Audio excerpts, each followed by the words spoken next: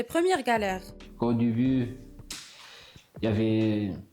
Je peux dire que c'est pas un manque de matériel, mais en fait, déjà, en étant jeune, quand j'étais enfant, quand c'était mon rêve d'être DJ ou d'être musicien, que j'aimais la musique, en fait, on mettait des matériaux de cuisine devant nous et on tapait dedans.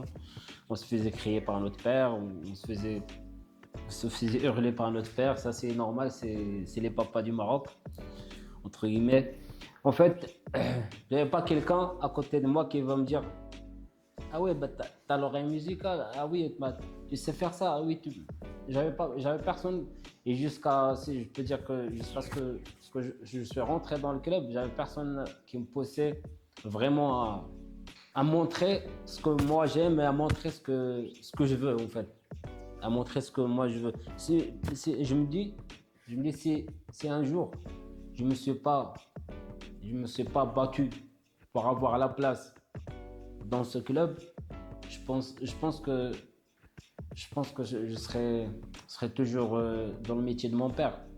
Je pense que je serais une autre personne. Je sais pas, mais je me dis que ce jour-là, où moi je me suis donné la possibilité, me donner aussi le courage d'aller vers ces personnes et de demander et de supplier et de montrer que je suis courageux pour en arriver à ce que je fais maintenant. Je pense que je serais resté quelqu'un que même moi je connais pas. En fait, je me vois pas dans quelque chose d'autre sans la musique.